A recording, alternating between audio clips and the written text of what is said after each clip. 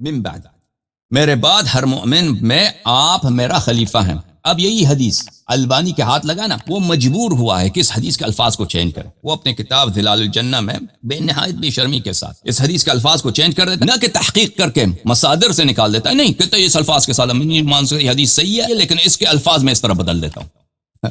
ٹھیک ہے نا؟ کیونکہ یہ البانی کو پتہ ہے کہ حدیث کس بات پہ دلالت کر رہا ہے. حدیث دلالت کر رہا ہے کہ حدیث حجت ہے. امیر المؤمنین علیہ الصلوۃ والسلام نبی کریم صلی اللہ علیہ وسلم کے خلیفہ و جانشین ہیں. بلکہ میں وہ دکھا دیتا ہوں آپ کو، کوئی ایسی بات نہیں ہے. کتاب السنہ تالیف الحافظ ابن ابی عاصم، اور اس کے ساتھ ظلال الجنہ فی تخریج السنہ تالیف محمد ناصر الدین الالبانی، چھاپ المکتب الاسلامی. یہاں پر ملاحظہ فرمائیے عزیزو، صفحہ نمبر 565 میں آپ کو یہ حدیث دکھا دیتا ہوں. دیکھیں اس نے حدیث کے الفاظ اس طرح چینج کیے ہیں. عن ابن عباس قال رسول اللہ صلی اللہ علیہ وآلہ وسلم انت منی بمنزلة هارون من موسى الا انك لست نبيا انه لا ينبغي ان اذهب الا وانت خلیفتی. اس جملے کو اس نے اضافہ کیا یہاں پر، لے کے آیا یہاں پہ اضافہ کیا. کہتا ہے مجھے یہ کہاں سے ملا؟ یہ مسند احمد میں ملا ہے. وہ دوسری حدیث ہے، اس سند کے ساتھ ہے ہی نہیں وہ حدیث. میں آپ کی خدمت میں دکھا دیتا ہوں. البانی نے یہ فقرہ اس میں اضافہ کیا، انه لا ينبغي ان اذهب الا وانت خلیفتی فی کل مؤمن بعدی، اسناد حسن ورجاله رجال الشیخین. یہاں پہ حاشیہ نمبر 1 میں کیا کہتا ہے؟ سقطت من الاصل، اصل حدیث میں سے جو میں سے یہ زیادہ ساقط ہو گیا تھا،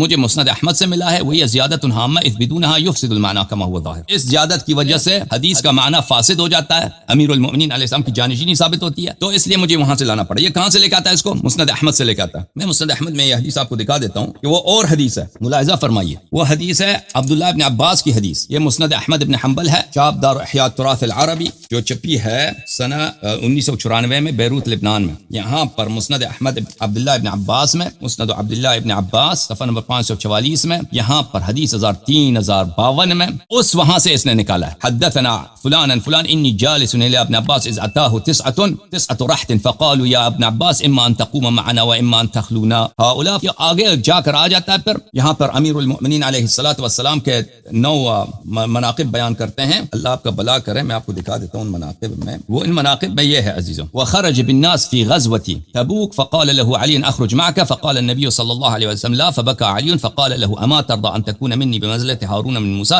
الا انك لست بنبي انه لا ينبغي ان اذهب الا وانت خليفتي.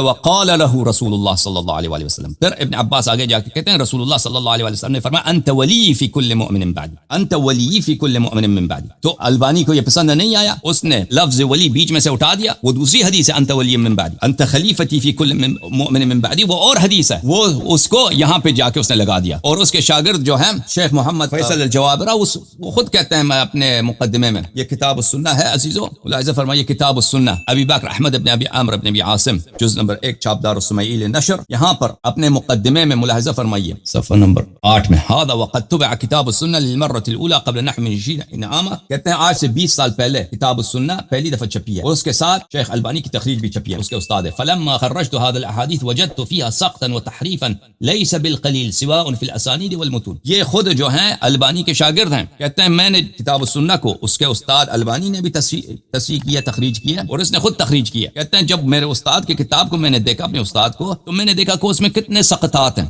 کتنے غلطیاں ہیں، اور کتنے تحریف ہیں. اس نے تحریف کی ہیں احادیث کی، اور یہ کم نہیں ہے. وعندما راجعت المخطوط وقابلت ما وقع لي تأکد لی ذلك وتوثقت منه. اور جب میں نے مخطوطات کو دیکھا، کتاب السنہ ابن ابی بکر ابن ابی عاصم کی، میں نے مخطوطات دیکھے تو مجھے زیادہ یقین آیا یہاں پہ اس البانی کے چھاپ میں تحریفات بہت زیادہ ہیں. ثم بدا لي ان اقوم بمقابلة الكتاب كله على المخطوط زيادة في التدقيق والتوثيق ففعلت بحمد الله ومنته فوجدت الامر نفسه من سقط وتحریف. پھر میں نے البانی کی کتاب کو اول سے لے کر بائی بسم اللہ سے لے کر آخر تک میں نے مخطوطات کے ساتھ اس کا مقابلہ کرایا، تو میرے لیے ثابت ہو گئی کہ البانی کے کتاب سنہ میں بڑے تحریفات ہیں. اس میں تحریفات میں سے کیا ہے؟ اس نے اسی حدیث کو تحریف کیا ہے البانی نے. وہ اور حدیث لے کے آیا ہے کتاب مسند سے، جو ابن عباس کی بہت طویل حدیث ہے، اس میں سے الفاظ کاٹ کر کے اس حدیث کے بیچ میں ڈال دیا ہے. وہ کیا ہے عزیزو؟